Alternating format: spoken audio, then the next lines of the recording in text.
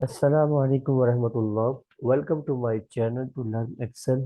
जैसा कि आपको पता है कि हमने एक्सेल की एक सीरीज को स्टार्ट किया है, जहां हम एक्सेल को बिगनिंग लेवल से एडवांस लेवल तक पूरा लेकर जाएंगे। और हमने already home tab, insert tab, page layout tab और फार्मूला टैब को कवर कर लिया है। उनके लेक्चर्स मेरे चैनल पे अवेलेबल है। अगर आपने उनकी अंडरस्टैंडिंग अब तक नहीं की तो I recommend you to first getting understanding of those lectures. उसके बाद हम डेटा की तरफ आज मूव करेंगे। और डेटा के अंदर जो फंक्शंस है, which is get external data, get and transform, connection, sort and filter, data tools, forecast and outline, इन सब फंक्शंस की आज इंशाल्लाह हम अंडरस्टैंडिंग कर लेंगे। तो अगर आप न्यू व्यूवर्स हैं मेरे चैनल पे, तो I recommend you to first subscribe my channel so that all the notification of my videos you will get easily access over it. तो स्टार्ट करते हैं। सबसे पहले जो हमारा फंक्शन है वो है गेट एक्सटर्नल डेटा। एक्सेल के अंदर रहते हुए अगर आप किसी और एप्लीकेशन से फाइल को अपलोड करवाना चाहते हैं एक्सेल पे, तो इजीली उनके फंक्शंस अवेलेबल है डेटा टाइप के अंदर। जैसे अगर मुझे एक्सेस की कोई फाइल यहाँ पर अपलोड करवानी है, तो जस्ट मैं एक्सेस पे क्लिक करूँगा। क्लिक करने के बाद मुझे उस फाइल की लोकेशन यहाँ बतानी है कि फाइल कहाँ पड़ी हुई है। जैसा कि यहाँ पर फाइल है मेरे पास डेटाबेस 2 के नाम से। मैंने इस फाइल को ओपन किया। क्योंकि अभी ये फाइल जो मेरे पास पड़ी हुई है वो टेबल की फॉर्म में है, तो मैंने यहाँ पर टेबल पे क्लिक करने के बाद ओके कर दिया। ये देखिए, जो डेटा मेरे पास अवेलेबल था एक्स, एक्सेस की फाइल में, वो यहाँ पर शो हो रहा है। वहाँ पर यहाँ पर शो हो रहा है, लेकिन ये टेबल की फॉर्म में आया है। हम ऑलरेडी टेबल को कवर कर चुके हैं कि एक्सेल में टेबल किस तरीके से क्रिएट करते हैं और टेबल के क्या बेनिफिट्स हैं। अगर आपने टेबल की अंडरस्टैंडिंग लेनी है तो प्रीवियस वीडियोस को जरूर वॉच कीजिएगा। तो आपको पता चलेगा कि टेबल में और रेंज में क्या डिफरेंस होता है, कितने बेनिफिट्स होते हैं टेबल से रिलेटेड। अच्छा, ये अभी टेबल की फॉर्म में है, मुझे इसे नॉर्मल रेंज में लेके आना है। तो जस्ट मैं डिज़ाइन में जाऊंगा और यहाँ पर मेरे पास एक ऑप्शन अवेलेबल है, कन्वर्ट टू रेंज। इसे क्लिक करने से अब ये टेबल फॉर्मेट से हट गया है। इसकी फॉर्मेटिंग जैसी भी मुझे करनी है मैं इसकी फॉर्मेटिंग कर सकता हूँ। होम के टैब में जाके यहाँ पर मेरे पास फॉर्मेटिंग के ऑप्शंस अवेलेबल है। जिस जिस तरीके की फॉर्मेटिंग करनी है मैं इजीली इसे कर सकता हूँ।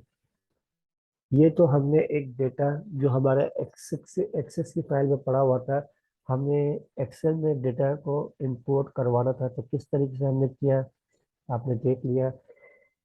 सिमिलरली अगर आपको इंटरनेट की वेबसाइट से कोई डेटा अपलोड करवाना है, तो आपके पास ऑप्शन अवेलेबल है फ्रॉम वेब। वेब मीन्स कोई भी वेबसाइट से भी डेटा यहाँ पर अपलोड करवा सकते हैं। इसके आगे हमारे पास जो ऑप्शन है विच इज फ्रॉम टेक्स्ट। अगर टेक्स्ट की फाइल कोई आपको इंपोर्ट करवानी है, ऑलरेडी आपके सिस्टम में वो फाइल बनी हुई है और आपको एक्सेल में इस फाइल को इंपोर्ट करवाना है, तो इस फ्रॉम टेक्स्ट की मदद से आप इस फाइल को इंपोर्ट करवा सकते हैं। फॉर एग्जांपल हम पहले यहाँ पर डेस्कटॉप पे इस फाइल को क्रिएट करते हैं।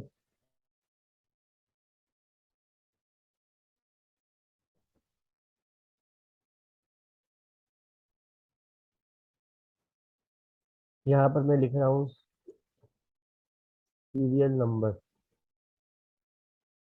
और टेप की मदद से मैं इसको आगे कर रहा हूँ। मैं डेजिग्नेशन, सैलरी, रिमार्क्स, ये कुछ कॉलम्स मैंने यहाँ पर क्रिएट किए हैं। फर्स्ट, अमजद, अकाउंटेंट, 50,000 और सेटिस्फैक्ट्री।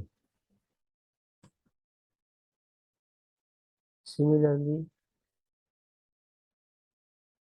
मुझे यहाँ पर एक और एंट्री करनी है।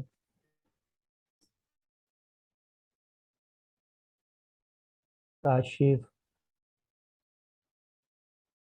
क्लर्क 30,000 और सेटिस्फैक्ट्री। ये दो एंट्री करने के बाद मैंने फाइल को सेव किया और फाइल को यहाँ पर मैंने क्लोज कर दिया। क्लोज करने के बाद अब मैं दोबारा एक्सेल की फाइल पे जाता हूँ और यहाँ पर मुझे डेटा को इंपोर्ट करवाना है। फ्रॉम टेक्स्ट की मदद से मैंने यहाँ डेटा को इंपोर्ट करवाना है। मैंने यहाँ पर क्लिक किया। फाइल का नाम हमने क्या रखा था, शेड्यूल के नाम से फाइल पड़ी हुई है। तो फ्रॉम टेक्स्ट डेस्कटॉप में जाऊंगा। मैं डेस्कटॉप पे शेड्यूल की फाइल पड़ी हुई है और फाइल को मैंने जैसे ही क्लिक किया एक डायलॉग बॉक्स मेरे सामने ओपन हो गया।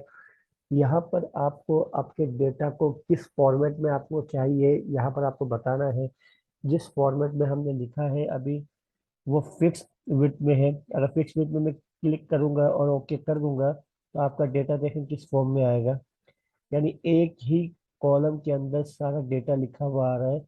Serial number, name, designation, space वगैरह कुछ भी नहीं है। तो इस फॉर्मेट में हमें डेटा नहीं चाहिए, तो हम इसको रिमूव करेंगे। दोबारा हमने यहाँ पर रखा और हम गए फॉर्म टेक्स्ट में। फाइल की लोकेशन दोबारा हम इसे बताएंगे और यहाँ पर हम करेंगे डिलीमिटेड। डिलीमिटेड करने के बाद हमें बताना है कि डिलीमिटेड क्या है, हमारा बेसिक टेब है और हमने ओके कर दिया।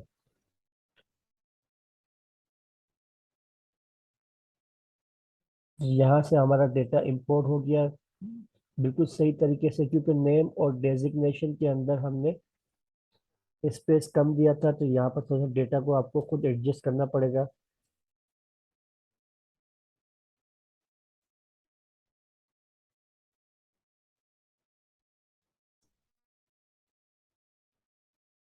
और इस तरीके से आपने अपने डेटा को इंपोर्ट करवा दिया। इसी तरीके से अगर कोई और फाइल आपके पास अवेलेबल है और सोर्सेस हमारे पास अवेलेबल है एप्लीकेशंस के, जहाँ से हम इजीली फाइल को इंपोर्ट करवा सकते हैं। जैसे एसक्यूएल सर्वर है, एनालिसिस सर्विसेज है, एक्सएमएल डेटा इंपोर्ट है, जहाँ से हम इजीली डेटा को इंपोर्ट करवा सकते हैं। नेक्स्ट हमारे पास जो ऑप्शन अवेलेबल है which is fresh refresh all. Refresh all का मतलब क्या होता है, यहाँ पर जो फाइल मैंने ऑलरेडी सेव की हुई है डेस्कटॉप के अंदर, अब उस फाइल को मैं ओपन करता हूँ और यहाँ पर एक और एंट्री में करता हूँ, कामरान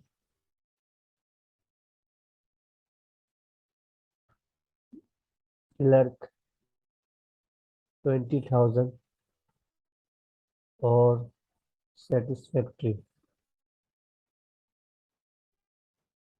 ये करने के बाद डेटा को मैंने सेव किया और बंद कर दिया। फिर एक्सेल में दोबारा मैं गया और इसको सेलेक्ट करने के बाद मैं गया रिफ्रेश ऑल में। रिफ्रेश ऑल में जैसे ही मैं क्लिक करूंगा तो वो मुझे पूछेगा कि फाइल की लोकेशन बताओ जिसे आपको अपडेट करना है। मैंने शेड्यूल की फाइल पे जैसे ही क्लिक किया और इंपोर्ट करवाया, ये देखिए कामरान की एंट्री मेरे सामने आ गई है। जो एंट्री मैंने अभी की थी वो एंट्री मेरे सामने आ चुकी है। तो रिफ्रेश ऑल का मतलब ये है कि जो डेटा आपने इंपोर्ट करवाया है, अगर आप चाहते हैं कि जो वहां पर मैं एडिशन या डिलीशन करूं यहाँ पर ऑलरेडी यहाँ पर हो जाए, तो रिफ्रेश ऑल की मदद से आप इसे कर सकते हैं। यहाँ पर आपके पास एक और ऑप्शन अवेलेबल है रिफ्रेश ऑल के अंदर। मैं इसकी प्रॉपर्टीज में जाऊंगा और यहाँ पर मैं prompt for file on refresh को हटा के मैं लिखूंगा refresh data when opening the file.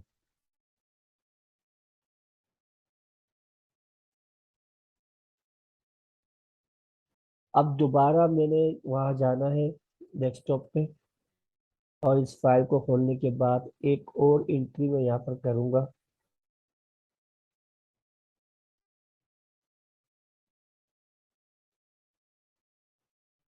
Rahim clerk 15,000 और सेटिस्फैक्ट्री। और सेव करने के बाद फाइल को मैंने बंद किया। दोबारा मैं एक्सेल पे गया और इसे मैंने डेटा को सेलेक्ट किया। रिफ्रेश ऑल पे मैंने जैसे ही क्लिक किया तो ये देखिए रहीम का डेटा मेरे सामने आ गया। यानी मुझे फाइल की लोकेशन बताने की ज़रूरत नहीं है यहाँ पर। ऑलरेडी सिर्फ मुझे रिफ्रेश ऑल की मदद से डेटा मेरे सामने आ गया। बस प्रॉपर्टीज में जाके आपको फंक्शंस को थोड़ा सा चेंज करना है, तो इजीली रिफ्रेश ऑल की मदद से आप फाइल को यहाँ पर अपडेट करवा सकते हैं। सॉर्ट एंड फिल्टर जो हमारा नेक्स्ट इसका फंक्शन है, उसके अंदर क्या होता है, हमारे पास एक डेटा अवेलेबल है which is account number, account type, branch, customer and amount. यहाँ पर मैं डेटा को किसी भी कॉलम के जरिए मैं सॉर्ट कर सकता हूँ। जैसे यहाँ पर मेरे पास ब्रांचेस है, सेंट्रल, वेस्ट साइड, सेंट्रल। मैं इसे सॉर्ट करना चाहता हूँ इस कॉलम की मदद से, तो मैंने इस कॉलम को सेलेक्ट किया और ओके कर दिया। जैसे ही मैंने ओके किया, सेंट्रल का डेटा ऊपर आ गया, नॉर्थ काउंट्री का डेटा नीचे आ गया और वेस्ट साइड का डेटा एक साथ नीचे सॉर्ट होकर आ गया। सिमिलरली अगर मैं चाहता हूँ कि यहाँ पर एग्जिस्टिंग और न्यू की मदद से मैं इसे सॉर्ट करूँ, तो दोबारा मैंने इस कॉलम को सेलेक्ट किया और ओके कर दिया। एग्जिस्टिंग का डेटा पहले आ गया, न्यू का डेटा बाद में आ गया। ये तो हमारा इनिशियल लेवल पे जिस तरीके से हम सॉर्ट को यूज करते हैं। अभी सॉर्ट को हमें यूज किस तरीके से करना है, जैसे हमारे पास कुछ हम कंडीशनल फॉर्मेटिंग यहाँ लगा देते हैं। कंडीशनल फॉर्मेटिंग किस तरीके से लगाते हैं, होम टैब में गए, कंडीशनल फॉर्मेटिंग में मैं गया और यहाँ पर मैंने ग्रेटर देन का साइन दिया और मैंने कहा कि जो डेटा 5,000 से ऊपर है उसे आप कलर दे दो ग्रीन। ओके। इसके बाद दोबारा मैं इस पे गया और मैंने यहाँ पर दिया कि जो डेटा 3,000 से ऊपर है उसे आप कलर दे दो येलो। दोबारा एक मैं फॉर्मेट कंडीशन में जाके जो डेटा 5,000 से 7,000 के बीच में है उसे कलर दे दो ग्रीन। और इसी तरीके से दोबारा जो डेटा 3,000 से 5,000 के बीच में है उसे कलर दे दो आप येलो। और जो डेटा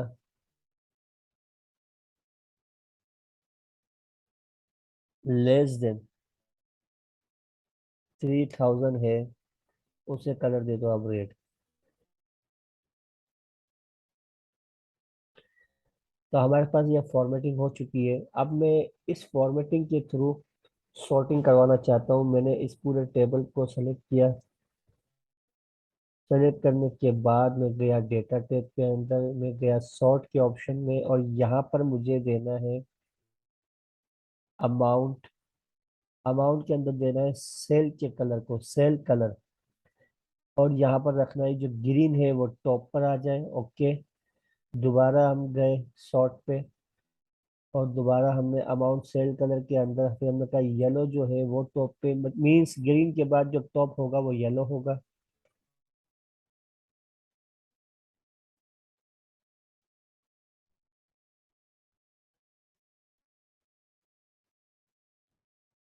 और यहाँ पर हमने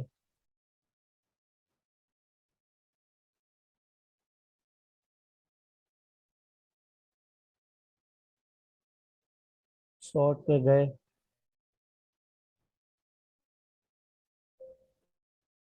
पूरे कॉलम को हमने सेलेक्ट किया।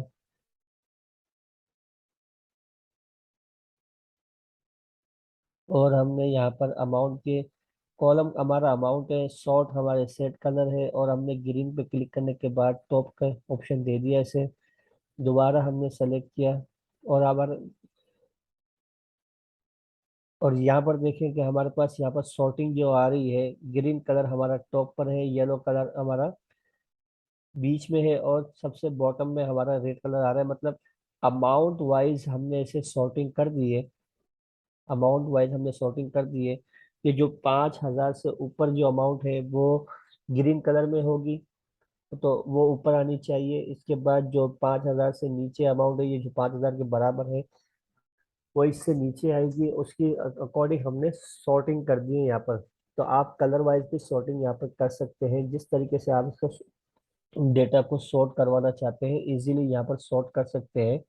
कलर के थ्रू करवाना चाहते हैं, कॉलम के थ्रू करवाना चाहते हैं, तो यहाँ पर आपके पास ऑप्शन अवेलेबल है। Just use this option and get the benefit of this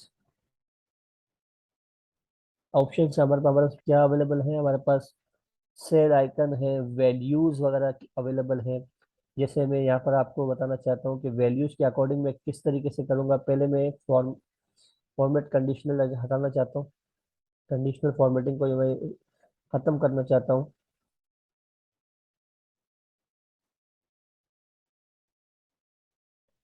इसके बाद अब मैंने दोबारा डेटा को सेलेक्ट किया, मैं डेटा में गया, मैं सॉर्ट में गया, और मैं यहाँ पर वैल्यूज पे क्लिक करूंगा। वैल्यूज पे क्लिक करने के बाद अब वो मुझे कहता है कि आप बताएं स्मॉलेस्ट टू लार्ज चाहिए, लार्ज टू स्मॉलेस्ट। मैंने कहा लार्ज लार्ज टू स्मॉल, यानी जो सबसे बड़ी वैल्यू हो सबसे ऊपर आए। देन इसके बाद इससे नीचे, जो इससे कम वैल्यू हो उससे नीचे आए, और इसी तरीके से स्मॉलेस्ट वैल्यू आती रहे। ओके किया। सबसे बड़ी वैल्यू 7,000 पे है, तो उसके अकॉर्डिंग हमें डेटा यहाँ पर दे दिया गया है। सॉर्टिंग आपने अमाउंट वाइज की है, इसलिए कस्टमर की जो एग्जिस्टिंग और न्यू कस्टमर का जो स्टेटस था, उस वाइज जो सॉर्टिंग हमने पहले की थी वो खत्म हो गई है। अब अमाउंट वाइज सॉर्टिंग हो गई है। तो सॉर्ट के ऑप्शंस में और भी चीज़ें हैं जो हम इंशाल्लाह डिटेल में जब इसको एडवांस लेवल में जाएंगे तो इसका अंडरस्टैंडिंग लेंगे। फिलहाल क्योंकि ये बिगनिंग लेवल का कोर्स है तो हम इसे यहीं तक रखेंगे। Next move towards the next option. Filter हमें लगाना है। हमने कॉलम को सेलेक्ट किया, फिल्टर के ऑप्शन पे क्लिक किया, फिल्टर लग चुका है। अब हम डेटा को जिस तरीके से चाहे हम देख सकते हैं। जैसे मुझे कस्टमर में से एग्जिस्टिंग कस्टमर का डेटा देखना है, तो एग्जिस्टिंग पे मैंने चेक लगाया और ओके कर दिया। जस्ट एग्जिस्टिंग कस्टमर का डेटा मेरे सामने आ गया। यहाँ पर मैं एक फार्मूला लगाऊंगा सब टोटल का। सब टोटल का जैसे ही मैं फार्मूला लगाने के बाद मेरे पास ऑप्शन आता है कि आपको क्या चाहिए, सम चाहिए, मैक्सिमम चाहिए। फिलहाल तो मुझे सम चाहिए। तो सम का जो नंबर यहाँ पर दिया गया है वो है 9। 9 मैंने क्लिक किया, और यहाँ पर मैंने नंबर दे दिए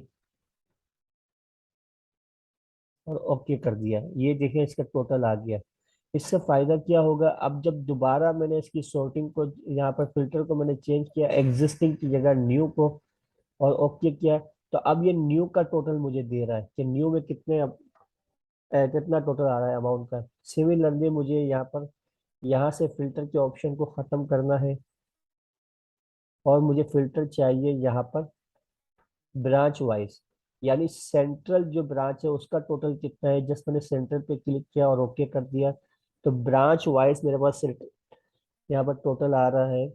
और इसी तरीके से मैंने ब्रांच के सेंटर को ख़त्म करने के बाद वेस्ट साइड को मैंने चेक लगाया और ओके किया, तो यहाँ पर वेस्ट साइड का जो टोटल अमाउंट का टोटल आ रहा है वो मुझे रिफ्लेक्ट कर रहा है। तो इसी तरीके से डेटा को आप जिस तरीके से चाहें यहाँ पर आप फिल्टर कर सकते हैं by using filter option.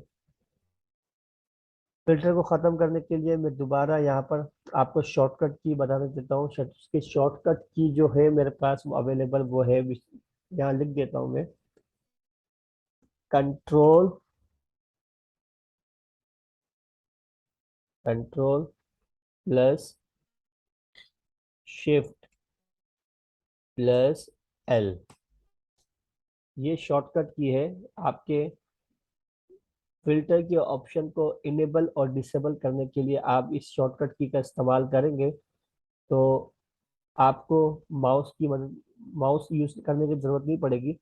Just आपको अपने पूरे कॉलम को सेलेक्ट करना है। कॉलम को सेलेक्ट करने की शॉर्टकट की मैंने ऑलरेडी आपको बता दिया है, मैंने दोबारा बता देता हूँ। कंट्रोल ए, कहीं पर भी कॉलम पे जहाँ पर आपने काम किया हुआ है वहां पर रखने के बाद कंट्रोल ए को आप प्रेस करेंगे तो ऑटोमेटिक सारा कॉलम आपका सेलेक्ट हो जाएगा। और यहाँ पर आपको टाइप लिखना है कंट्रोल शिफ्ट एल। जैसे ही कंट्रोल शिफ्ट एल मैंने प्रेस किया, यहाँ से फिल्टर का ऑप्शन खत्म हो जाएगा।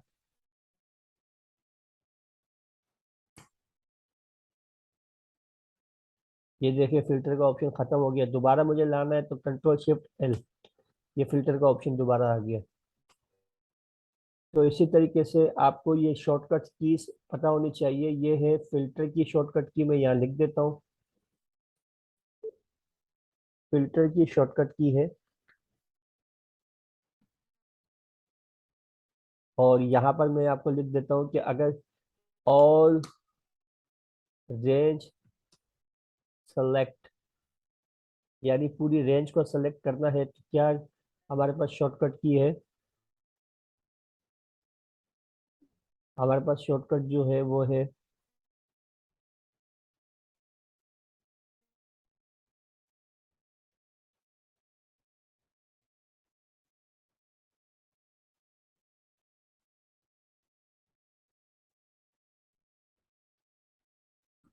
कंट्रोल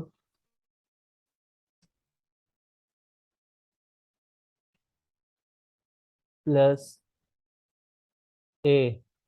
ये हमारी शॉर्टकट की है टू सेलेक्ट ऑल रेंज।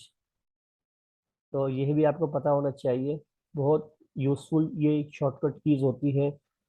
आप आप एक्सेल में स्मार्ट बनना चाहते हैं तो एक्सेल में जो हमारा टाइम सेविंग जो होता है वो बेसिकली ये फंक्शंस यूज करने से और शॉर्टकट की के इस्तेमाल से काफी टाइम को हम सेव कर सकते हैं। तो इनका पता होना आपके लिए बहुत जरूरी है। इसके बाद हमारे पास जो ऑप्शन है टेक्स्ट टू कॉलम और डुप्लीकेट। टेक्स्ट टू कॉलम किस तरीके से हम यूज करेंगे। अच्छा, यहाँ पर एक और ऑप्शन मैं आपको बताना चाहता हूँ which is advance filter. Filter और एडवांस फिल्टर की मैंने ऑलरेडी एक वीडियो बना दी है, अपने चैनल पे रखी हुई है। If you want to getting understanding of these function in detail, आप उस वीडियो को जरूर जरूर उसकी विजिट कीजिएगा, जरूर वॉच कीजिएगा, तो आपको डिटेल में उसकी अंडरस्टैंडिंग मिलेगी। यहाँ पर मैं आपको एडवांस फिल्टर बताना चाहता हूँ। बेसिकली एडवांस फिल्टर क्या होता है, अभी हमने जो डेटा को फिल्टर किया था,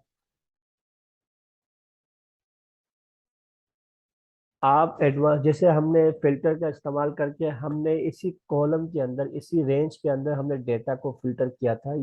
तो अगर आप चाहते हैं कि डेटा को फिल्टर आप कहीं और किसी और लोकेशन पे करवाना चाहते हैं तो आपके पास एक ऑप्शन अवेलेबल है एडवांस फिल्टर का। क्राइटेरिया आपको देना पड़ेगा। सबसे पहले तो मैं यहाँ पर क्राइटेरिया दे देता हूँ। हमारा जो क्राइटेरिया होगा विच इज ब्रांच। तो ब्रांच को मैंने क्लिक किया, यहाँ पर रख दिया ओके। और मैंने यहाँ लिख दिया सेंट्रल, यानी मुझे इस पूरी रेंज में से सेंट्रल का डेटा अलग करना है। तो क्या करूंगा मैंने यहाँ पर जो खाली कॉलम सेल है मैंने यहाँ पर रखा कर्सर को, एडवांस फिल्टर पे गया। एडवांस फिल्टर पे जैसे ही मैंने क्लिक किया एक डायलॉग बॉक्स मेरे सामने ओपन हो चुका है। यहाँ पर मैं बताऊंगा कॉपी टू अनदर लोकेशन, यानी इस रेंज के अंदर मुझे फिल्टर नहीं करना, मुझे यहाँ पर यानी किसी और जगह पे फिल्टर अप्लाई करना है। तो कॉपी टू अनदर लोकेशन पे मैंने क्लिक किया। यहाँ पर मुझे अपना पूरा रेंज जो मैंने जहाँ पर काम किया हुआ है उसे मुझे सेलेक्ट करना है। ये ऑलरेडी सेलेक्टेड है। इसके बाद मुझे क्राइटेरिया देना है। क्राइटेरिया जो मैंने अभी दिया है वो ये है। ये देने के बाद कॉपी टू, कहाँ मैं डेटा को फिल्टर करवाना चाहता हूँ, तो कॉपी टू पे रखने के बाद मैंने यहाँ पर क्लिक कर दिया, यहाँ मुझे डेटा चाहिए और ओके कर दिया। जैसे ही मैंने ओके किया, डेटा जो रिलेटेड है सेंट्रल से वो यहाँ पर उठकर मेरे सामने यहाँ पर आ चुका है।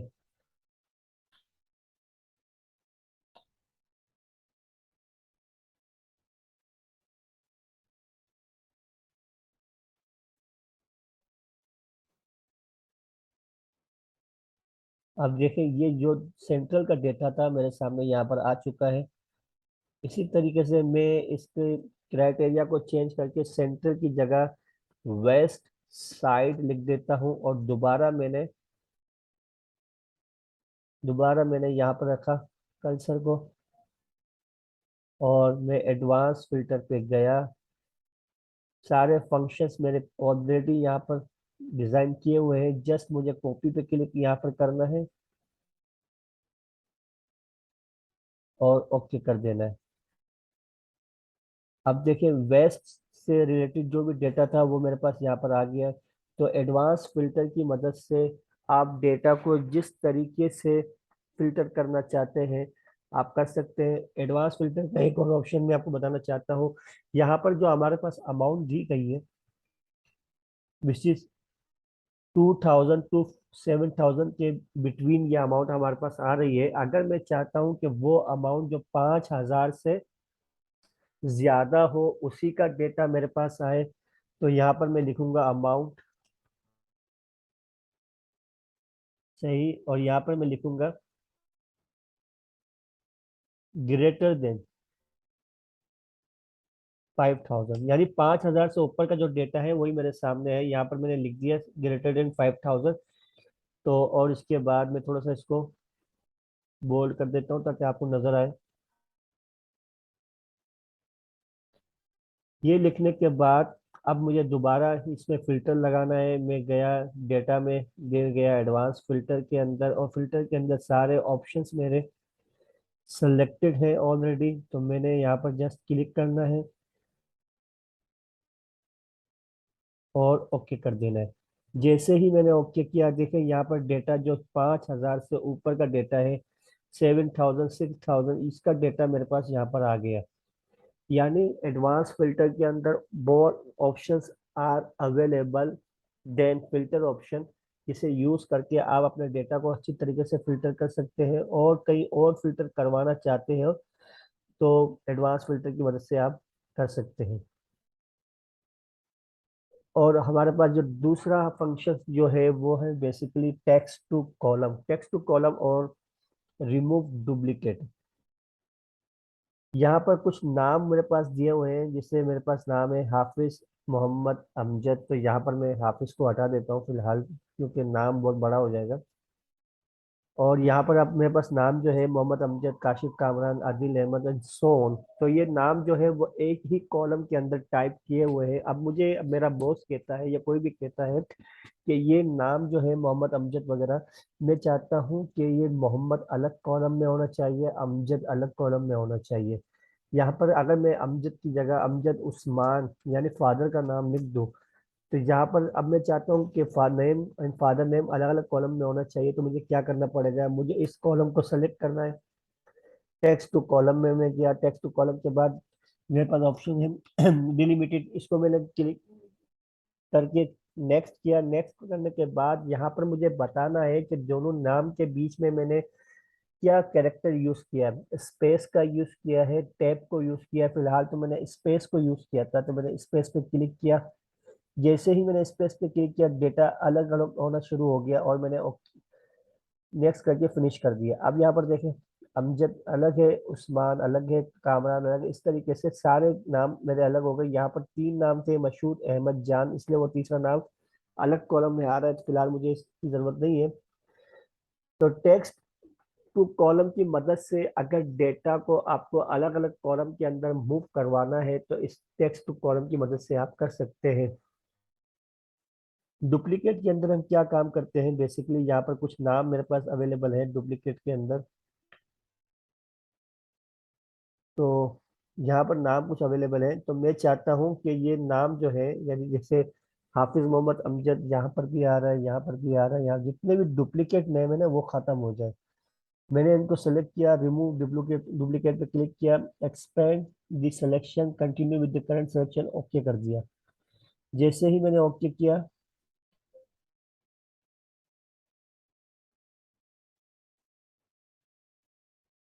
रिमूव डुप्लीकेट पे मैंने क्लिक किया, continue with the current selection पे क्लिक किया और रिमूव डुप्लीकेट किया और ओके कर दिया। जैसे ही ओके किया तो देखें इसने बताया कि सिर्फ आपके नाम चार ही थे जो बार बार रिपीट हो रहे थे, तो जो यूनिक नेम आपके थे उस रेंज के अंदर वो नेम आपके सामने शो हो चुके हैं। बाकी सारे जो डुप्लीकेट रिपीटेशन जो नेम थे आपके, उसको उसने रिमूव कर दिया। तो रिमूव डुप्लीकेट का फंक्शन बहुत यूजफुल होता है जब डेटा को हम सही तरीके से यूनिकनेस में देखना चाहते हैं और आपकी उसकी जो डुप्लीकेशन है उसको खत्म करना चाहते हैं, तो हमारे पास ऑप्शन जो अवेलेबल है वो है रिमूव डुप्लीकेट का।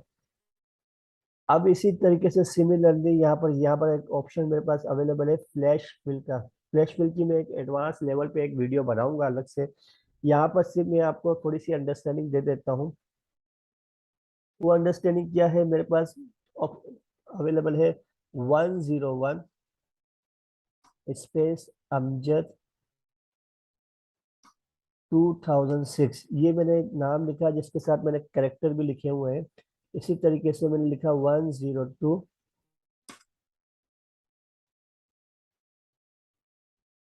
काशिफ 2009 और 101 स्पेस अमजद 2008 और 103 कामरान 2010। ये तीन नाम मैंने लिखे हैं आपके सामने, जिसके अंदर मैंने कैरेक्टर का भी यूज किया है और न्यूमेरिकल का भी यूज किया है। अब मुझे यहाँ पर फ्लैश फिल की मदद से क्या करना है, मुझे यहाँ पर कोई कहता है कि भाई ये 101 है ना, इसको यहाँ पर लेकर आओ, अलग से लेकर आओ, ये 101 यहाँ पर नहीं होना चाहिए, मतलब ये अलग से मुझे यहाँ पर चाहिए।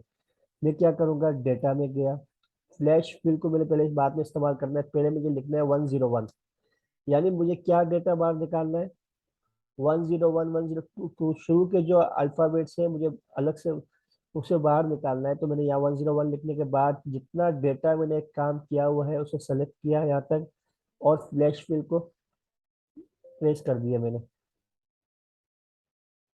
दोबारा एक बार करके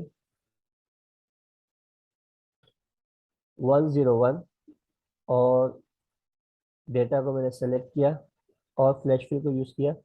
यहाँ पर देखें 102 103, यानी फ्लैश फिल की मदद से उसने ये देख लिया कि आपने जो फर्स्ट कॉलम में डेटा को टाइप किया है वो बेसिकली डेटा कौन सा है, शुरू का है, बीच का है, वो एंड का है। तो उसकी मदद से उसने फ्लैश कर दिया और दूसरे जो कॉलम थे, दूसरी जो रोज के अंदर डेटा अवेलेबल था, वहां से भी उसने उस डेटा को बाहर निकाल दिया, 102 103। सिमिलरली मैं यहाँ लिख रहा हूँ 2008 और मैं दोबारा यहाँ पर ये देखिए 2009 2010। इट मींस आपको जस्ट बताना है कि डेटा वो कहाँ से पिक करेगा। जितना डेटा आपने पिक करवाना है, आपने जो मैनुअली आपने टाइप किया हुआ है वो नीचे के कॉलम के अंदर वो सारा डेटा, नीचे की रोज के अंदर वो सारा डेटा लेकर आ जाएगा। फ्लैश फिल की मदद से हम यही फिलहाल करते हैं। यहाँ पर मैंने अमजद लिखा, अब देखिए अमजद काशिफ कामरान ये तीनों नाम यहाँ पर अलग से आ गए। तो फ्लैश फिल का काम यही होता है बेसिकली। मैं एडवांस लेवल पे इसकी एक और वीडियो बनाऊंगा इसके, वहां पर मैं इसका एडवांस यूज भी बताऊंगा किस तरीके से फ्लैश फिल को इस्तेमाल किया जाता है। डेटा वैलिडेशन के अंदर क्या होता है, मैं यहाँ पर लिख देता हूँ फ्लैश फिल को, ताकि आपको सही तरीके से अंडरस्टैंडिंग हो जाए कि हमने यहाँ पर क्या काम किया है। फ्लैश फिल का काम किया है यहाँ पर बेसिकली।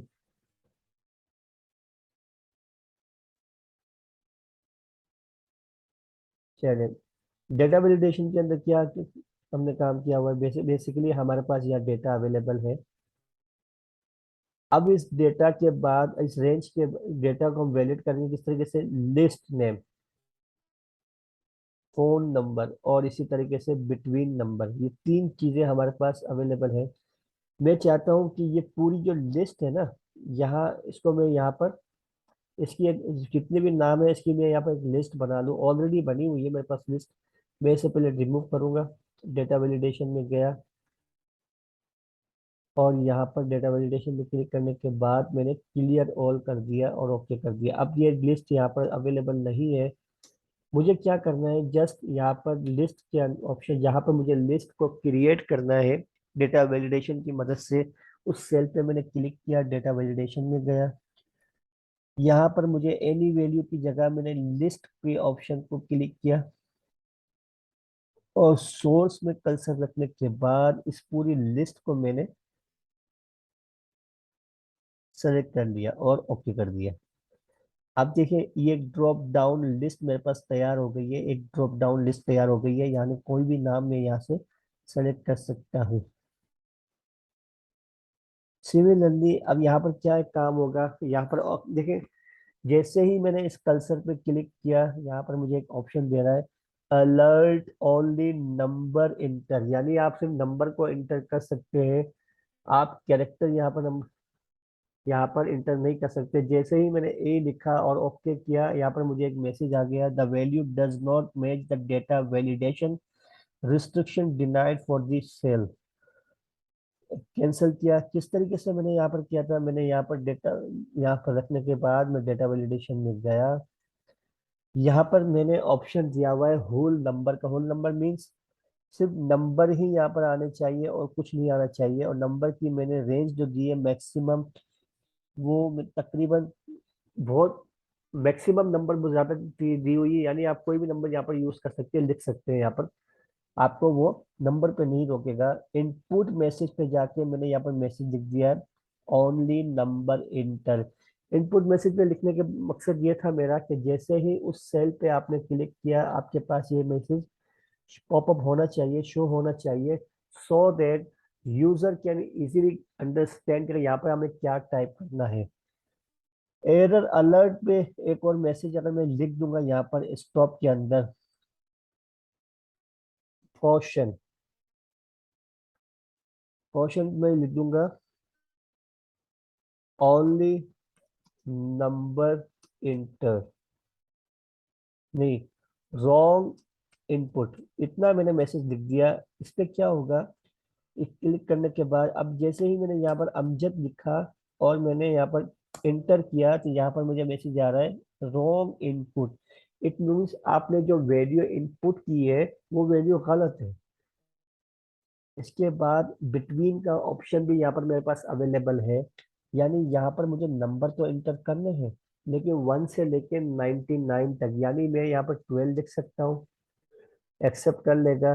99 लिख सकता हूँ, एक्सेप्ट कर लेगा। जैसे ही मैंने 99 से अबव कोई वैल्यू लिखी 100, वो मुझे रोक देगा कि यहाँ पर आपने इंटर्ड रॉन्ग इनपुट, आपने गलत वैल्यू डाल दी है, तो मैंने कैंसिल किया। इसी सिमिलरली मैंने 200 लिखा, तब भी वो मुझे रोक रहा है। तो यहाँ पर आपको क्या करना है, आपको डेटा वैलिडेशन में जाना है और यहाँ पर आपको सेटिंग के अंदर होल नंबर के बाद बिटवीन का ऑप्शन लेना है। यहाँ पर जैसे हमने यहाँ पर बिटवीन का ऑप्शन लेने के बाद मिनिमम वैल्यू और मैक्सिमम वैल्यू आपको 99 रखनी है और ओके कर देना है।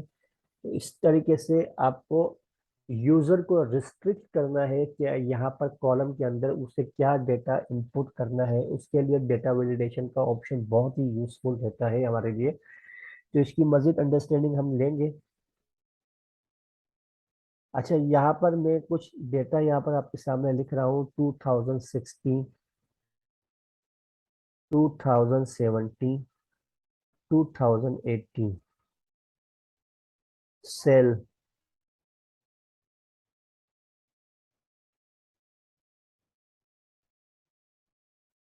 अब सेल के अंदर मैंने यहाँ वैल्यू लिखी है 15,000।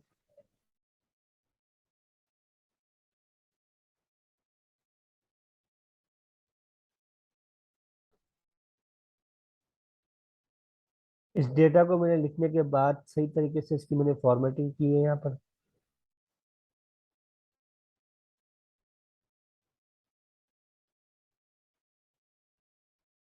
फिर इसके बाद अब मेरे पास यहाँ पर मुझे एक कंसोलिडेशन का ऑप्शन यहाँ पर लिखना है, कंसोलिडेशन, कंसोलिडेशन सेल।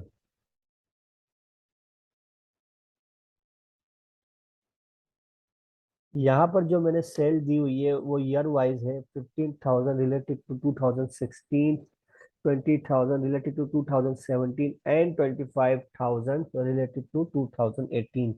कंसोलिडेट मुझे करना है, इस यहाँ पर सेल पे मैंने रख क्लिक किया, डेटा में गया, कंसोलिडेटेड पे में गया और यहाँ पर रेफरेंस नंबर पे मैंने ये दे दिया, ऐड करवाया। फिर दूसरे में ये दिया, ऐड करवा दिया। और तीसरे में मैंने ये दिया और ऐड करवा दिया। इसके बाद जैसे ही मैंने ओके किया, यहाँ पर मुझे इसका टोटल मिल गया 60,000। एक तो कंसोलिडेशन का इस्तेमाल ये भी होता है, और दूसरा कंसोलिडेशन का इस्तेमाल किस तरीके से होता है, जैसे ही मेरे पास सेल्स मैंने लिखी 15,000, अब मैं यहाँ मंथ वाइज लिखूंगा। जैन, फेब, मार्च, अप्रैल, मई, जून। और इसी तरीके से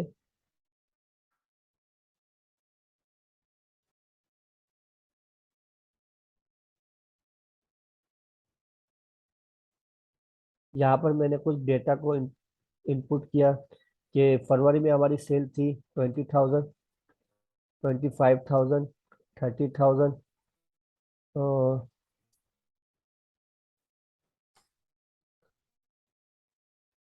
40,000 और 50,000। इसी तरीके से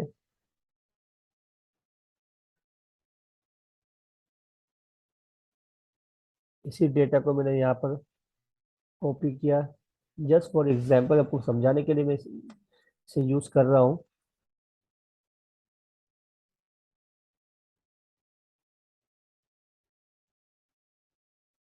और अब मुझे कंसोलिडेशन का ऑप्शन यूज करना है।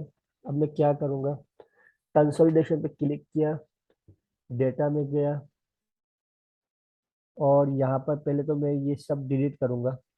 जो ऑलरेडी मैंने डेटा लिया हुआ था उसको मैं डिलीट करूँगा, और न्यू डेटा को मैं ऐड करूँगा। यहाँ पर क्या ऐड करूँगा, रेफरेंस में रखने के बाद मैंने इसे टोटल किया, ऐड, टोटल किया यहाँ पर, ऐड, और इसे टोटल किया। ऐड करने के बाद मैंने यहाँ पर ओके कर दिया।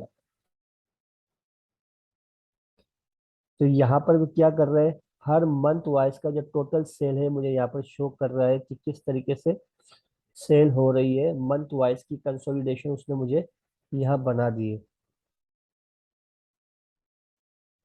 तो कंसोलिडेशन का इस्तेमाल किस तरीके से होता है, आई होप आपको समझ में आया होगा। इसकी प्रैक्टिस जरूर कीजिएगा, प्रैक्टिस के बगैर ये आपको सही तरीके से समझ में नहीं आएगा। कोई भी चीज़ हो जिसकी अंडरस्टैंडिंग लेने के लिए हमें प्रैक्टिस जरूर करनी पड़ेगी।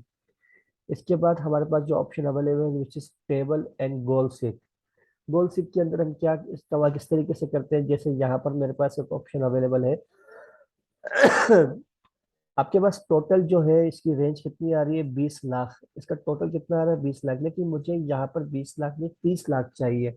I want 33 million instead of 2 million. तो मुझे यहाँ पर कुछ चेंजेस करनी पड़ेगी। तो अब जो जिस सेल में मुझे चेंजेस करनी है ना, वो मुझे पहले से पता होना चाहिए कि मैं कौन से सेल की वैल्यू चेंज करना चाहता हूँ by getting the result of 3 million. 3 million तो बहुत ज्यादा हो जाएगा, मैं फिलहाल तो उसको 22 लाख तक रखता हूँ, 2.2 मिलियन तक रखता हूँ। अब मुझे कौन से सेल में चेंजेस करनी है ये मुझे पता होना चाहिए। अब जस्ट मैंने क्या किया, मैंने इसको क्लिक किया। मैंने यहाँ पर रखना है डेटा के अंदर ऑप्शन अवेलेबल है मेरे पास व्हाट इफ एनालिसिस के अंदर गोल सीक। गोल सीक पे मैंने जैसे ही क्लिक किया, अब मुझे कहता है सेट वैल्यू। सेट वैल्यू कौन सी है आपकी, ये वाली है, यानी इसको चेंज करना चाहते हो। कितनी करना चाहते हो मैंने यहाँ लिख दिया। और यहाँ पर मुझे पूछ रहा है कौन सी सेल की वैल्यू चेंज करूं, तो मैंने कहा इसको चेंज करो। जैसे ही मैंने इस पर ओके किया, ये देखे इस वैल्यू को इसने चेंज कर दिया। अब मैं थोड़ा सा इस कॉलम को बढ़ाता हूँ तो यहाँ पर वैल्यू मेरे सामने आ गई है। अच्छा, ये मैंने 2,20,000 लिख दिया। दोबारा मैं वैल्यू को चेंज करूंगा। गोल शीट में गया, वैल्यू को चेंज करने के लिए, और सेल को मैंने बता दिया ये सेल है, और ओके मैंने कर दिया। तो इससे फायदा ये हुआ कि बजाय इसके कि मैं एक एक वैल्यू को बार बार चेंज करके मैं अपने रिजल्ट को तो मैनुअली चेंजेस करने से मुझे थोड़ा टाइम लग जाएगा। तो गोल सीक का ऑप्शन मेरे पास अवेलेबल है in order to get the result within a second. यहाँ पर एक और मैं इसकी एग्जांपल आपको देना चाहता हूँ। जैसे ही आपने एक इनकम स्टेटमेंट बनाई हुई है जिसमें सेल्स की फिगर आपने रखी है, कॉस्ट को आपने माइनस किया, जीपी आपके सामने आ गया, ग्रॉस प्रॉफिट एक्सपेंस को आपने लेस किया और नेट प्रॉफिट आपके सामने आ गया। आप कुछ चेंजेस करना चाहते हैं, आप चाहते हैं गोल सीट के अंदर जाके आपने कहा कि भाई मुझे नेट प्रॉफिट चाहिए, मुझे 1 मिलियन बाय चेंजिंग। आपने कहा कि मुझे ये चेंज होना चाहिए और ये कितना होना चाहिए, 1 मिलियन। चेंजेस चेंजेस किसको करनी है, कॉस्ट को चेंज करना चाहते हो, सेल को फिलहाल मैं सेल को चेंज करवाना चाहूंगा और मैंने ओके किया। जैसे ही मैंने ओके किया मेरे पास रिजल्ट आ गया कि अप्रोक्सीमेटली आपको 18 लाख की सेल करनी पड़ेगी in order to get the desired net profit which is 1 million. अगर आपको 1 मिलियन का प्रॉफिट कमाना है तो आपको 18 लाख की सेल करनी पड़ेगी, तो जाके आपका रिजल्ट आपको मिलेगा। तो गोल सीक की मदद से आपको अपना गोल जो आपने सेट किया हुआ है किस तरीके से इसको आप अचीव कर सकते हो बाय चेंजिंग दी सेल्स और अदर ऑप्शंस। सही है। इसके बाद हमारे पास ऑप्शन अवेलेबल है which is table option. Table की मैं और वीडियोस आपको बाद में बना के दिखाऊंगा। फिलहाल जो इनिशियल लेवल पे मैंने टेबल का इस्तेमाल किया है, किस तरीके से किया है, ये मैं आपको दिखाना चाहता हूँ। आपको 1 यहाँ लिखना है और एक 1 यहाँ लिखना है। ये दो 1 आपको लिखने हैं, एक अलग कॉलम के अंदर, एक अलग कॉलम के अंदर। सही है। और दोनों की रो भी अलग होनी चाहिए, यानी एक 19 में आ रही है और एक 20 में आ रही है। रो भी अलग होनी चाहिए, कॉलम भी अलग होना चाहिए। इसके बाद आपने क्या करना है, आपने जस्ट इस 1 को इस 1 से मल्टीप्लाई कर देना है। इस 1 को इस 1 से मल्टीप्लाई करेंगे तो रिजल्ट क्या आएगा, 1। 1 का रिजल्ट आ गया। और यहाँ पर आपको टाइप करना है 2 3 4 5 6 7 8। फिलहाल मैं 7 8 नहीं करूंगा, यानी वहां तक टाइप कर जाए जहां तक आप टेबल्स, जो टेबल होते हैं ना मैथ में, उसको क्रिएट करना चाहते हैं। किस तरीके से क्रिएट करना चाहेंगे आप, तो आपको जहां तक क्रिएट करने हैं, जिससे मुझे 6 तक का टेबल चाहिए, बस 6 तक के टेबल चाहिए। अच्छा, टेबल आपको 6 का टेबल तो चाहिए, 5 का टेबल भी चाहिए, 4 का टेबल, लेकिन कहाँ तक चाहिए, 5 तक चाहिए, 6 तक चाहिए। मीन्स उस टेबल को वो कहाँ तक मल्टीप्लाई करे। तो मैं लिख देता हूँ 2 3 4 एंड 5, बस 5 तक, यानी 2 5 10 यहाँ आना चाहिए। किस तरीके से आएगा, आपको क्या करना है, आपको इस पूरी रेंज को सेलेक्ट करना है। आप गए व्हाट इज एनालिसिस में और आपने डेटा टेबल को क्लिक किया। रो के अंदर आपने इस 1 को रखा और कॉलम के अंदर आपने इस 1 को रखा और ओके कर दिया। बस आपको चेंजेस जो रखनी है वो ये रखनी है कि अलग कॉलम में 1 होना चाहिए, अलग रो में 1 होना चाहिए, और इन दोनों 1 को मल्टीप्लाई करके यहाँ पर रिजल्ट आना चाहिए 1। सही है। और ये आपने मैनुअली टाइप करना है और ये भी आपने मैनुअली टाइप करना है। जहां तक आप लेके जाना चाहते हैं वहां तक आप टाइप करें। पूरी रेंज को सेलेक्ट करने के बाद दोबारा एक बार बता देता हूँ। सही है। मैं यहाँ पर 10 तक लेके जाता हूँ, चलिए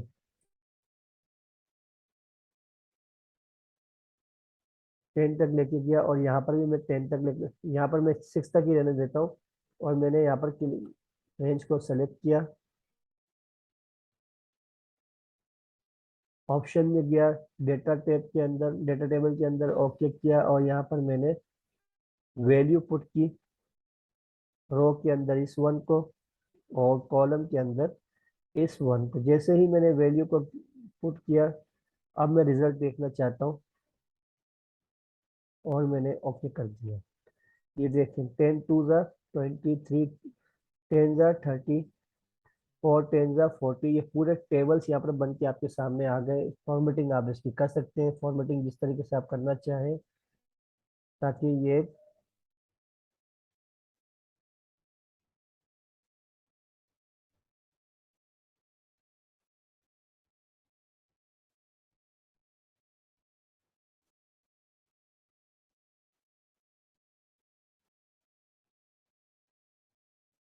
इसकी फॉर्मेटिंग थोड़ी सी आपको अच्छी करनी पड़ेगी।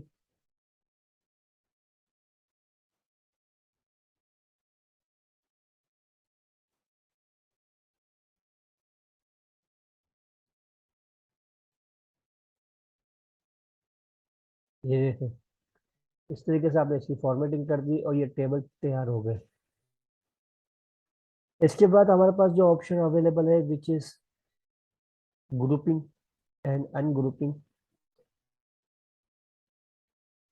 हम यहाँ पर गए ग्रुप के डेटा के अंदर। यहाँ पर थोड़ा सा मैं आपको पहले ऑप्शन को समझाना चाहता हूँ। ऊपर हमारे पास डेटा अवेलेबल है। अब यहाँ पर मैं इसकी ग्रुपिंग करना चाहता हूँ। ग्रुपिंग का मतलब क्या होता है? बेसिकली देखिए, ये पूरा टेबल है ना, ये पूरी एक रेंज बनी हुई है। अब मुझे यहाँ पर काम तो करना है, मुझे यहाँ काम करना पड़ेगा क्योंकि ये मेरी रेंज ऑलरेडी यहाँ पर फिल की हुई है, तो मुझे यहाँ काम करना पड़ेगा। लेकिन मैं चाहता हूँ कि ये जो है डेटा जिस पर मैंने काम किया है, ये इसका एक ग्रुप बन जाए। अब ग्रुप करने के लिए मुझे क्या करना पड़ेगा? तो मुझे पहले तो मैं इस काम को जो इसके नीचे किया हुआ है, बेसिकली मुझे मुझे इस पे इस काम को अलग करना पड़ेगा। अलग से मैं यहाँ लेके जाता हूँ।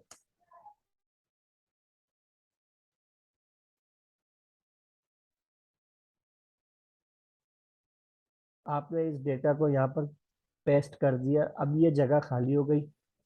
आपने क्या करना है? आपने डेटा को सेलेक्ट किया और आप गए ग्रुप के अंदर। ग्रुप के अंदर आपने जैसे ही क्लिक किया, ग्रुप के अंदर वो कह रहा है रो वाइज ग्रुप, ग्रुप बनाओ। ये रो वाइज ग्रुप बन रहा है, ये देखें, सेलेक्ट हो गया। मैंने कहा रो वाइज ग्रुप बना दो। जैसे ही मैंने यहाँ पर क्लिक किया, यहाँ पर दो ऑप्शन मेरे पास आ गए, वन। जैसे ही मैंने वन पे क्लिक किया, ये पूरा डेटा जो था वो हाइड हो गया एक तरीके से। यहाँ प्लस का निशान आपके सामने शो हो रहा है, ये देखें। रो 3 के बाद रो 17 आ रहा है, यानी इसके बीच में आपका डेटा पड़ा हुआ है। जैसे ही मैंने प्लस में क्लिक करूंगा, मेरा डेटा मेरे सामने आ जाएगा। ये एक लाइन आपके सामने आ गई है जो बता रही है कि ये डेटा आपका ग्रुप हो चुका है। अब मैं इसमें ग्रुपिंग के अंदर मैं इसमें कॉलम वाइज भी ग्रुप करना चाहता हूँ। तो मैं गया दोबारा ग्रुप के अंदर और यहाँ पर मैंने लिखा कॉलम वाइज। जैसे ही मैंने कॉलम को सेलेक्ट किया, यहाँ पर एक लाइन आ गई आपके सामने कि कितने कॉलम के अंदर ये डेटा अवेलेबल है, और मैंने क्लिक किया। अब देखें, एक लाइन यहाँ पर आ रही है, एक लाइन यहाँ पर आ रही है। मैंने यहाँ वन पे क्लिक किया तो डेटा मेरा गायब। यहाँ पर मैंने वन पे क्लिक किया तो पूरा, यानी ए बी के बाद जी आ गया। यानी ग्रुप वाइज आपने कॉलम वाइज भी डेटा को हाइड कर दिया और रो वाइज भी डेटा को हाइड कर दिया। तो ग्रुपिंग की मदद से हमारे पास जो स्पेसिस अवेलेबल होते हैं जहाँ पर हमें आगे काम करना है, हम यहाँ पर इजीली काम कर सकते हैं। स्क्रीन पे वो इजीली शो हो सकता है, लेकिन जो एक्सेस हमारे पास जो डेटा अवेलेबल था, उसे हमने ग्रुप की जरिए, ग्रुपिंग के जरिए उसको हमने हाइड कर दिया। डेटा हमारा डिलीट नहीं हुआ। प्लस पे आप क्लिक करेंगे तो डेटा आपके सामने शो हो जाएगा। अनग्रुप करना है, आप दोबारा अनग्रुप पे जाएंगे। अनग्रुपिंग करके रो पे पहले अनग्रुप होगा, दोबारा अनग्रुप पे गए और कॉलम पे आपने क्लिक किया और ये दोनों ग्रुपिंग खत्म हो गई है। अब यहाँ पर ग्रुपिंग कोई भी शो नहीं हो रही है। तो ग्रुपिंग के जरिए आप अपने डेटा को हाइड कर सकते हैं। सिमिलरली हमारे पास एक ऑप्शन अवेलेबल है विच इज सब टोटल। सब टोटल का हमने अभी फंक्शन भी यूज किया था, आपके सामने आपने देखा था। अच्छा, किस तरीके से हमने यूज किया था, यहाँ पर हम दोबारा कर देते हैं। यहाँ डेटा को देखें, मैंने पहले जो मैं इस डेटा को, इसकी जो सब टोटल किया हुआ है इसको मैं खत्म करूंगा, सब टोटल की मदद से रिमूव ऑल करूंगा।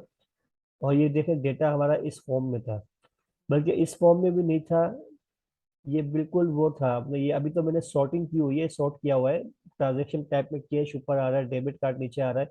लेकिन मैं चाहता हूँ इसकी सब टोटल हो जाए। सब टोटल मीन्स कैश का टोटल यहाँ शो होना चाहिए, इसके बाद डेबिट का टोटल यहाँ शो होना चाहिए, इसके बाद ऑनलाइन का टोटल यहाँ शो होना चाहिए। वैसे तो मेरे पास फंक्शंस अवेलेबल है जिसकी मदद से मैं इजीली ऑनलाइन के डेटा को अलग से सम कर सकता हूँ, लेकिन यहाँ पर मैं सब टोटल का इस्तेमाल करूंगा। किस तरीके से करूंगा, मैंने डेटा को सेलेक्ट किया, रेंज को सेलेक्ट किया, मैंने सब टोटल पे मैंने क्लिक किया। सब टोटल पे जैसे ही मैंने क्लिक किया, यहाँ मुझे बता रहा है कि आप एट ई चेंज इन किस में चेंज चाहते हो। मैंने कहा ट्रांजेक्शन टाइप में। बेसिकली मैं यहाँ पर कैश का टोटल करवाना चाहता हूँ, फिर डेबिट कार्ड का, फिर ऑनलाइन का। अच्छा, अमाउंट तो हो गई, और क्या चाहता है, सम सम आपको चाहिए। मैंने कहा सम चाहिए, और यहाँ पर मैंने ओके कर दिया। जैसे ही मैंने ओके किया, ये देखें कैश का टोटल, डेबिट कार्ड का टोटल, ऑनलाइन का टोटल और ग्रैंड टोटल मेरे पास यहाँ पर आ गया। इसी तरीके से मैंने दोबारा डेटा को सेलेक्ट किया, और मैंने एक सब टोटल के अंदर जाने के बाद मैंने कहा मुझे इसके साथ इसकी एवरेज भी चाहिए। एवरेज चाहिए, इसके बाद मैंने रिप्लेस का जो ऑप्शन है मेरे पास, उसको मैं अनचेक करूंगा। अगर मैंने इस पर चेक लगा के रखा तो वो क्या करेगा, सम को खत्म करके यहाँ पर एवरेज लिख देगा। मैं चाहता हूँ सम भी होना चाहिए और एवरेज भी होना चाहिए, तो मैंने रिप्लेस के ऑप्शन को अनचेक किया, ओके कर दिया। अब देखेंगे एवरेज भी बता रहा है मुझे, और यहाँ पर मुझे टोटल भी बता रहा है, यानी इसका सम भी बता रहा है। तो ये था आपका सब टोटल। डेटा टाइप के अंदर जितने भी फंक्शंस हमारे पास अवेलेबल थे, सब फंक्शंस को हमने थोरोली इसकी अंडरस्टैंडिंग की है। आई होप ये वीडियो आपको समझ में आई होगी और आपकी नॉलेज में इजाफा हुआ होगा। अगर आप न्यू व्यूवर्स हैं तो काइंडली सब्सक्राइब माय चैनल, और अगर आप में इस पूरे वीडियो के अंदर आपको कोई भी क्यूरी है तो आप ज़रूर मुझे कमेंट्स में लिखिएगा, तो इस क्यूरी को मैं ज़रूर रिजोल्व करूंगा। और इंशाल्लाह नेक्स्ट वीडियो के अंदर हमें रिव्यू का टैब एंड व्यू के टैब को कवर करना है। Then we will move towards the advance level of Excel.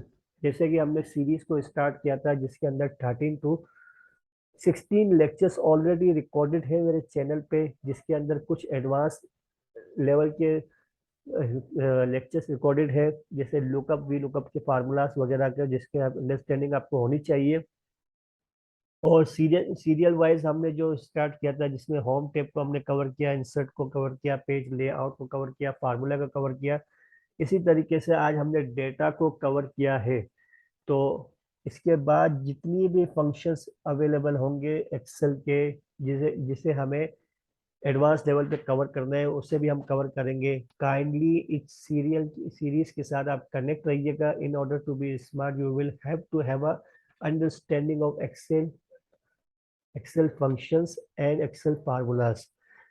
तो मिलते हैं नेक्स्ट वीडियो में, तब तक अपना ख्याल रखिएगा। अल्लाह हाफिज।